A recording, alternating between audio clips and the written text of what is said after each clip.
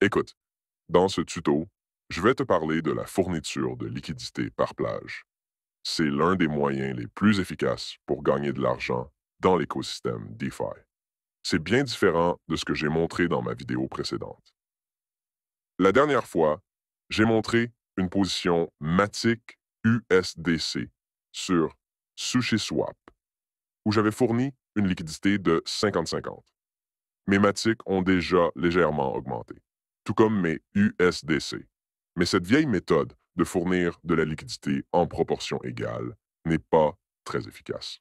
Avec cette méthode, même si Matic perd 10 fois sa valeur ou augmente de 10 fois, ma position restera fonctionnelle. Certes, la proportion de mes tokens changera, mais la valeur en dollars restera toujours 50-50, comme c'est 82 centimes. C'est donc une méthode un peu dépassée, avec une rentabilité pas terrible. Aujourd'hui, je vais te parler de la fourniture de liquidités par plage en utilisant Uniswap. Plus tard, je montrerai aussi comment utiliser Trader Joe, car il y a des options intéressantes là-bas. La différence avec la méthode standard 50-50, c'est simple. Prenons la paire Ethereum USDC, par exemple. Disons que le prix actuel de l'ETH est de 1200 $. Je peux choisir une plage, disons de 900 à 1400 $. Tant que le prix reste dans cette plage, je gagne des commissions et ma position rapporte de l'argent. Mais si le prix de TH tombe en dessous de 900 $, ma position se convertit entièrement en ETH. Si le prix dépasse 1400 $, elle se convertit entièrement en USDC. Donc, la plage détermine dans quel actif ma position se convertit en fonction de la paire de trading. Ce qu'il faut retenir, c'est que la position fonctionne efficacement seulement si le prix reste dans cette plage. Dès que le prix sort de cette plage, la position ne rapporte plus de commission et se convertit entièrement en un des deux actifs, soit ETH, soit USDC. Encore une fois, je rappelle que la principale plateforme pour la fourniture de liquidités par plage est Uniswap. Uniswap fonctionne sur les blockchains Ethereum, Polygon, Optimism, Arbitrum et récemment sur la blockchain Sela, bien que cette dernière manque de liquidité, de volume, de transactions et de paires de trading intéressantes. Dans ce tutoriel, je vais montrer comment ouvrir une position de liquidité et je le ferai sur la blockchain Polygon, car j'y ai déjà des Matic. J'ai des Matic et je peux choisir une bonne paire de trading pour montrer comment fonctionne la fourniture de liquidité par plage. Pour ce tutoriel, je vais probablement choisir la paire ETH-USDC. Mais d'abord, je dois échanger mes USDT contre des USDC, puis en convertir une partie en ETH. Et je peux faire cela directement ici en connectant mon portefeuille. Je connecte immédiatement mon Core Wallet, je choisis USDT dans la liste et je l'échange contre USDC. Par exemple, je vais échanger 5 USDT. Il faut ensuite approuver l'utilisation de mes USDT, puis swapper les actifs. J'attends la confirmation de la transaction et je peux également ajouter les USDC à mon portefeuille pour qu'ils apparaissent immédiatement dans le menu. J'échange 8 USDT contre de l'ETH et j'appuie sur Swap. Dans ce cas, je n'ai plus besoin d'approuver l'utilisation de mes USDT, car je l'ai déjà fait lors de l'échange précédent entre USDT et USDC. J'ai déjà donné l'autorisation d'utiliser mes USDT, donc pour la transaction suivante, je n'ai pas besoin de le refaire. Que dois-je faire maintenant? Je dois choisir la paire de trading qui me convient. Comment cela se fait-il? Le premier et principal facteur est la présence de ces actifs dans ton portefeuille. Si tu as de l'ETH et des stablecoins dans ton portefeuille, ouvrir une paire ETH avec des stablecoins est évidemment un bon choix. Cependant, ce n'est pas toujours la meilleure option. Je t'expliquerai pourquoi un peu plus tard. Pour l'instant, prenons l'exemple de la paire Ethereum-USDC. Qu'est-ce qui est important d'autre? Uniswap a une excellente fonction appelée Analytics. Tu peux l'utiliser pour obtenir des informations détaillées sur les paires de trading, la quantité de liquidité dans ces paires, ainsi que le volume des échanges des dernières 24 heures, de la semaine ou du mois, pour une paire spécifique qui t'intéresse. Pour commencer, je choisis le réseau Polygon, car c'est ici que je vais fournir de la liquidité. On y voit le TVL total sur la blockchain Polygon, sur la plateforme Uniswap, soit 120 millions de dollars bloqués en tout sur Polygon. Je m'intéresse à la paire de trading USDC-ETH, avec une commission de 0,05%. Je clique dessus et je vois que le TVL ici est de 8,77 millions de dollars et le volume des échanges des dernières 24 heures est de 3,5 millions de dollars. C'est vraiment pas mal. Les bonnes paires de trading sont celles où le volume des échanges des dernières 24 heures est élevé par rapport au TVL. Si on regarde sur SushiSwap, il y a des paires de trading où le TVL est également autour de 3 millions de dollars, comme 392 millions. Mais regarde le volume des échanges. Seulement 48 000 dollars échangés en 24 heures pour la paire Matic ETH. C'est une paire de trading très inefficace et les revenus y sont naturellement faibles. En tenant compte du fait qu'il s'agit d'un ancien modèle 50-50. Ici, sur Uniswap version 3, la paire de trading USDC-UTH a un très bon volume de trading par rapport aux fonds bloqués dans le pool de liquidité. Il est également possible de consulter le volume des échanges par jour. Parfois, les volumes sont même plus élevés que le TVL lui-même. C'est une très bonne paire car elle offre une rentabilité élevée en raison de ce grand volume, ce qui signifie que plus de commissions sont payées à ceux qui fournissent la liquidité, augmentant ainsi le revenu global. On peut aussi consulter la section des commissions pour voir combien les fournisseurs de liquidité ont gagné en un jour en dollars sous forme de commission. On peut également voir la liquidité totale, comment elle change et a changé dans le passé, le TVL total et la plage définie. Je vais en parler plus en détail un peu plus tard. Disons que j'ai décidé de choisir la paire de trading USDC-ETH. Que dois-je faire ensuite? Je dois utiliser un outil appelé uniswap.fish. Le lien se trouvera bien sûr dans la description ainsi que dans la section outils de notre plateforme. Ici, je choisis le réseau qui m'intéresse, à savoir Polygon, et je sélectionne la paire USDC-ETH. L'outil me propose automatiquement de choisir le pool avec une commission de 0,05%. Rappelons qu'Uniswap propose différents niveaux de commission. Un même pool peut être rempli dans une plage différente et appliquer une commission de trading différente. Un pool USDC-ETH, par exemple, peut avoir 4 variations différentes avec des commissions différentes. Mais il faut évidemment fournir de la liquidité là où le volume des échanges est le plus élevé. Si tu mets une commission élevée, disons 0,3% ou 1%, cela n'aura pas de sens, car personne ne voudra trader, le volume sera faible et tu ne gagneras rien. Dans ce cas, je choisis 0,005% et je clique sur Calculate. Il calculera la plage efficace et la rentabilité annuelle en fonction des plages que j'ai définies. Par exemple, avec un prix actuel de l'ETH à 1115 $, il m'a proposé une plage de prix minimal à 1159 $ et maximale à 1342 USDC pour un ETH. Avec cette plage, la rentabilité pour la paire USDC-ETH serait de 21% par an. Ce n'est pas mal, mais ça pourrait être mieux si je réduisais la plage. Si je mets des limites très étroites, la rentabilité peut monter jusqu'à 40% par an. Mais je ne recommande pas de faire cela, car si le prix sort de cette plage, que ce soit par le bas ou par le haut, ta position se convertira entièrement, soit en ETH, soit en USDC. Tu devras alors rééquilibrer et tu risques de perdre plus de fonds en rééquilibrant que ce que tu gagneras en commission avec une plage très étroite. Disons que je fixe la plage entre 1000 et 1400 $, soit environ 200 $ de chaque côté. La rentabilité sera alors de 9,67%. Ce n'est pas énorme, mais c'est juste un exemple. Je montrerai plus tard comment trouver les paires de trading les plus efficaces, où la rentabilité est plus élevée et où tu peux rééquilibrer activement et intelligemment. Je mets que j'ai 10 dollars. Il me montre que j'aurai besoin de 5,76 USDC et d'une certaine quantité d'ETH en proportion correspondante. En plus, la rentabilité affichée est calculée en fonction du volume des échanges des dernières 24 heures. Il prend en compte le volume des paires de trading USDC-UTH sur les dernières 24 heures. 3,63, c'est 20 de moins qu'hier.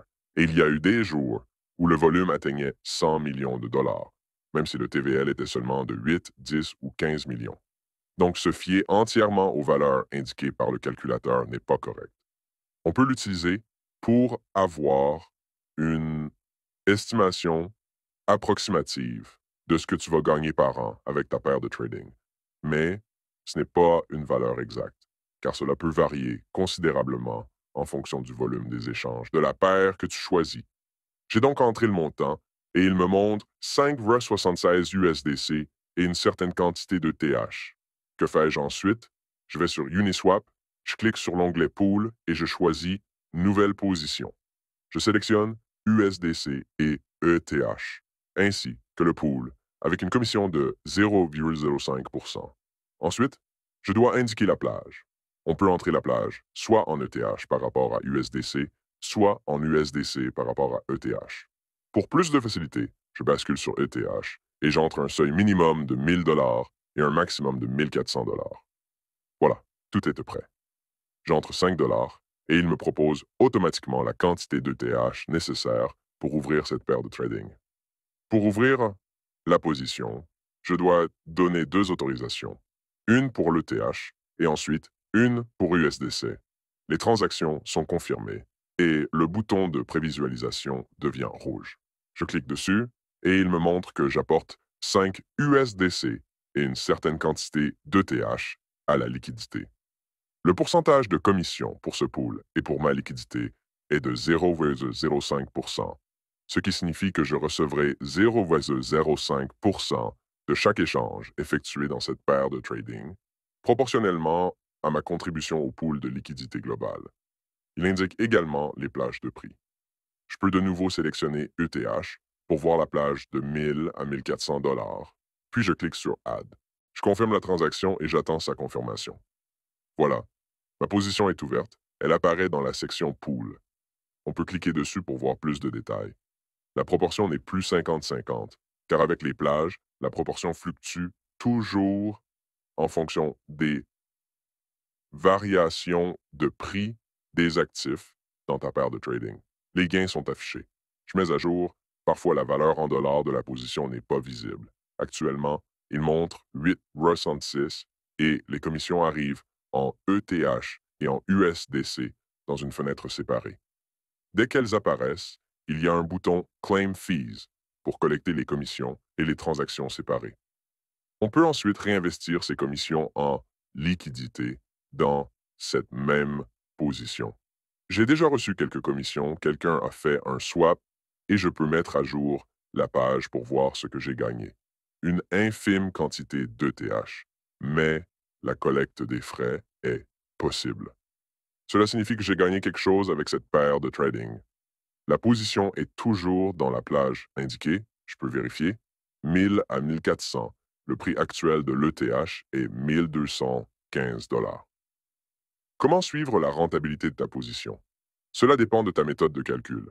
Certains calculent en dollars, d'autres en ETH. Par exemple, si tu avais initialement un ETH et 3000 USDC et que tu les as mis en liquidité, et que ton objectif est d'augmenter la quantité d'ETH, alors après 6 mois, tu dois voir combien d'ETH tu as gagné par rapport à la valeur initiale. Si tu as mis un ETH et que maintenant tu as 1,10 ETH et quelques stablecoins convertis en ETH, tu comptes tout en ETH pour calculer ta rentabilité annuelle. Cela te permet de comprendre quelle sera ta rentabilité annuelle pour ta position. La même logique s'applique au calcul de la rentabilité en stablecoin. Si tu comptes tout en dollars, il te faut tout évaluer en dollars. En fonction des variations du prix de l'ETH, tu dois calculer la valeur totale de tes positions en dollars. C'est ce qui concerne le calcul de la rentabilité. Maintenant, parlons des plages. Pourquoi la paire de trading USDC-ETH n'est-elle pas le meilleur choix et pourquoi il existe de meilleures options? Parce que c'est une paire avec un stablecoin, la proportion changera toujours. Et l'ETH peut facilement sortir des plages que tu as définies. Que se passe-t-il si l'ETH descend en dessous de 1000 $? Toute ta position se convertira en ETH, car la limite inférieure convertit tout en ETH et la limite supérieure en USDC. Pourquoi est-ce un problème? Parce que ta position cessera de fonctionner. Dès qu'elle sort des plages, elle ne génère plus de commission. Que devras-tu faire dans ce cas? Tu devras rééquilibrer ta position. Je t'expliquerai comment faire cela dans un prochain tutoriel. Si la position dépasse les limites supérieures, tout se convertira en USDC. Tu verras écrit 9 USDC au lieu de 5 $ et 0 ETH. Tu perdras tous tes ETH et tout sera en USDC. C'est pourquoi je ne recommande pas d'ouvrir des positions liées à des stablecoins en raison de leur grande volatilité. Il est beaucoup plus judicieux d'ouvrir des positions avec des actifs qui ont des comportements similaires, ceux qui n'ont pas de grandes variations de prix, une grande différence de volatilité. Par exemple, des actifs comme Ether Bitcoin, Ethermatic ou d'autres actifs ayant des mouvements de prix similaires avec de petites variations. Ces actifs et ces paires de trading sont beaucoup plus faciles à surveiller, rééquilibrer et maintenir à un bon niveau de rentabilité. Si j'avais ouvert une telle paire lorsque le marché était en hausse, je devrais très souvent rééquilibrer et les commissions que je gagnerais ne suffiraient pas à compenser les pertes dues au rééquilibrage fréquent entre les deux actifs. C'est très important. Encore une fois, je te recommande vivement d'ouvrir une paire de trading USDC ETH avec 5 à 10 $, de définir une plage, peut-être plus étroite, et de voir comment la proportion des actifs change en fonction des fluctuations du prix de l'ETH. Je te montrerai ensuite comment faire le rééquilibrage. Allons maintenant sur l'analytique d'Uniswap et regardons quelques paires de trading dans la section Arbitrum. Je vais te dire sur quoi te concentrer en premier lieu. Les mêmes règles que celles du précédent tutoriel s'appliquent ici. Tu dois regarder la valeur totale de la liquidité bloquée dans la paire de trading, observer le volume des échanges par rapport au TVL, ainsi que le volume des échanges non seulement sur 24 heures, mais aussi sur les 7 ou 30 derniers jours. Par exemple, sur la blockchain Arbitrum, il y a aussi une paire de trading Ether USDC avec le même niveau de commission que celle que j'ai ouverte sur la blockchain Polygon. Mais ici, si je regarde et que j'examine, il y a plus de TVL et plus de volume. Donc, la rentabilité de cette paire de trading sera bien plus avantageuse que celle de la paire de trading sur Polygon. Bien que les actifs soient exactement les mêmes, à savoir l'ETH et l'USDC, et que la commission soit également la même, ici, en raison du volume de trading plus élevé par rapport à la liquidité, les fournisseurs de liquidité gagnent plus d'argent que ceux de la blockchain Polygon pour la même paire de trading. Ce qui est aussi important et pourquoi il faut être très prudent avec la fourniture de liquidité dans des paires de trading impliquant des stablecoins. Comme je l'ai déjà mentionné, si ta position sort de la plage, cela te forcera à rééquilibrer souvent, ce qui peut entraîner des pertes de fonds. Cela signifie que chaque rééquilibrage grignote un peu ta position, car tu devras rééquilibrer à des prix désavantageux pour te remettre dans la plage et recommencer à générer des revenus. Un outil très pratique sur uniswap.fish permet de calculer l'impermanent loss, cette perte temporaire qui existe aussi bien dans les poules standards 50-50 que dans les poules à plage, où tu définis une limite inférieure et supérieure pour ta paire de trading. Supposons que nous entrions 1000 $ pour calculer cette perte temporaire. Disons que le prix actuel de l'ETH est de 1215 $. Et imaginons qu'il passe à 1450 $ en 2 mois. Cela peut arriver que le prix de l'ETH augmente de 200 $ en 2 mois. Il y a une probabilité que cela se produise. Que montre cet outil? Si tu avais simplement conservé tes USDC et ETH dans ton portefeuille sans fournir de liquidité, tu aurais gagné 8% de plus que ce que tu obtiens en fournissant de la liquidité. Pourquoi? Parce que ta liquidité a dépassé ta plage définie en sortant au-dessus de 1400 $. Tout s'est donc converti en USDC et tu n'as gagné qu'environ 1,5% de ta position, soit 15 dollars, portant la valeur totale de ta position à 1015 dollars, comme si tu avais gagné sur ton investissement initial. Mais si tu avais simplement conservé tes USDC et UTH dans ton portefeuille sans rien en faire, tu aurais gagné davantage, car ton ETH aurait pris de la valeur et ne se serait pas converti en USDC. C'est très important à considérer. C'est pourquoi il est très risqué d'ouvrir des paires de trading avec des stablecoins, surtout sur un marché très volatile, où le prix de ton actif fluctue constamment. Tu pourrais perdre par rapport à un simple hold des tokens. Oui, tu ne perdras pas d'argent, mais tu perdras peut-être des gains potentiels que tu aurais obtenus en conservant simplement les tokens. Que te recommandais-je de faire maintenant? Ouvre une paire de trading USDC ETH sur n'importe quelle blockchain. Tu peux le faire sur la blockchain Polygon, Optimism, Arbitrum ou toute autre chaîne qui t'intéresse et à laquelle tu as accès. Consulte l'analytique de la paire de trading. Comprends que, par exemple, le volume est plus élevé que sur la blockchain Polygon. Ouvre une paire de trading ETH USDC et fais quelques calculs pour voir ce qui se passerait si tu ne fournissais pas de liquidité. Fournis de la liquidité dans une plage étroite pour voir comment la proportion des actifs change dans cette paire de trading. Dans la prochaine vidéo, je t'expliquerai quoi faire si ta paire approche des limites inférieures ou supérieures et comment faire le rééquilibrage.